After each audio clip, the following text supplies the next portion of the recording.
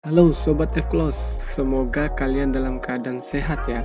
Apakah pola pikir kamu saat ini berkontribusi dalam mencapai tujuan? Apakah kamu bisa tetap merasa optimis saat situasi sulit? Atau sebaliknya, malah kamu tetap suka pesimis di saat situasi terbaik? Tapi umumnya orang akan merasa baik saat segala sesuatunya baik, dan jatuh saat segala sesuatunya menjadi sulit. Jika kamu bisa mengubah cara pandang saat situasi menantang, maka itu adalah salah satu bibit unggul untuk menjadi orang sukses. Perspektif kamu selalu berkaitan dengan sikapmu dalam hidup.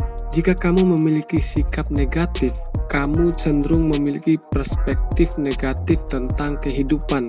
Tujuan kamu yang seharusnya adalah membangun pola pikir sukses, membangun mental berhasil dalam hidup bagaimanapun situasinya.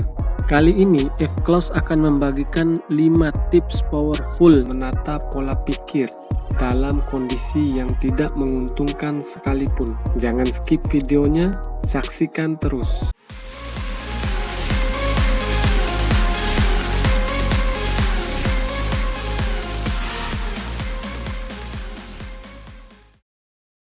Tips yang pertama, jaga kepala agar tetap tegak. Seseorang dengan mindset standar sangat yakin hanya sedikit gen sukses yang beruntung di dalam hidup ini. Beberapa penelitian membuktikan seseorang dengan mindset standar tidak cukup siap untuk mengatasi banyak tantangan hidup. Mereka cenderung merasa kegagalan sama dengan kesalahan. Sudut pandang ini sangat berbahaya untuk mereka karena cenderung mematahkan potensi yang ada. Namun, sudut pandang dari mindset yang berkembang itu sangat berbeda. Mereka percaya semua orang dapat belajar, semua orang bisa membangun keterampilan yang berguna, bermanfaat untuk mencapai segala tujuan mereka. Mereka melihat kegagalan karena pendekatan mereka yang salah, bukan karena mereka sebagai sumber kesalahannya. Dampaknya, mereka akan secara teratur mencoba hal-hal baru sampai mereka akhirnya mencapai tujuan mereka. Tips kedua adalah merubah perspektif dari dalam.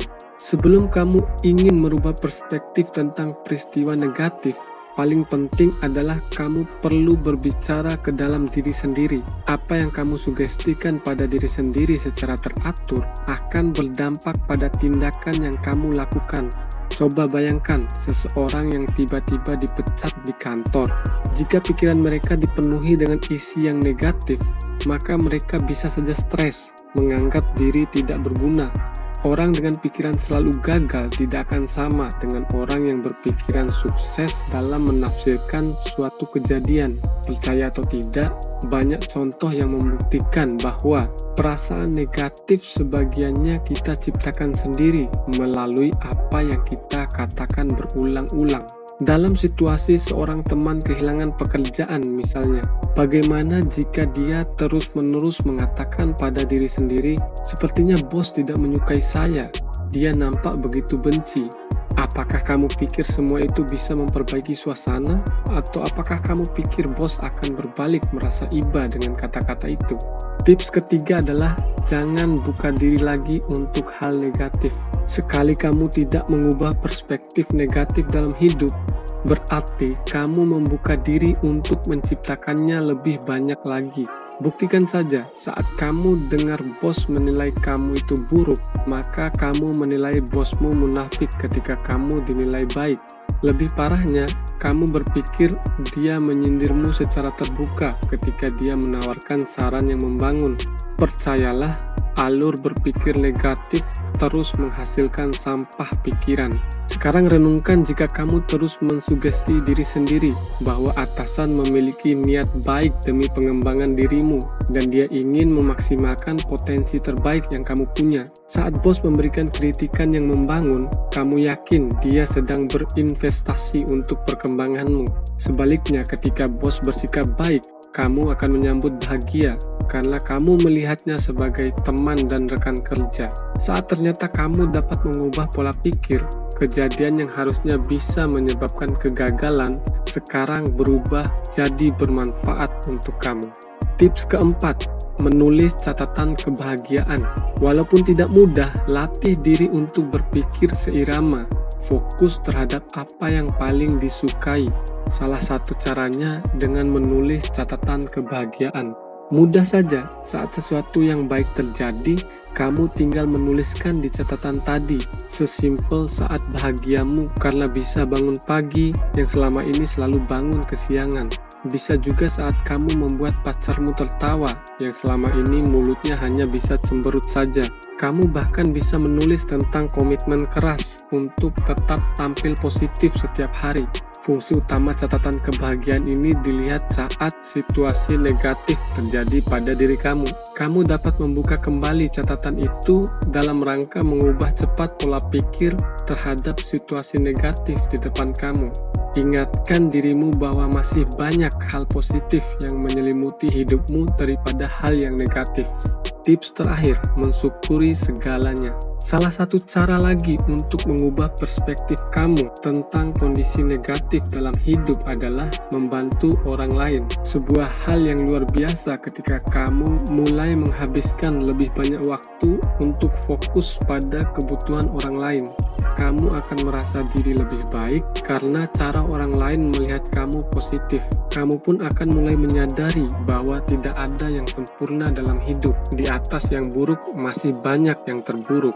Jika kamu punya atasan yang tidak pengertian, tidak peduli, dan tidak suka memuji, pasti tipe seperti ini bisa membuat pekerjaan kamu menjadi tidak menyenangkan suasananya.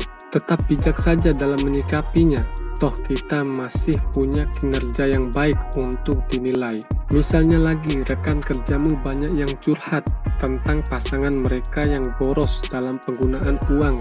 Tetapi di sini kamu setidaknya bisa tetap bersyukur. Boros bisa diubah, yang penting kalian saling mencintai.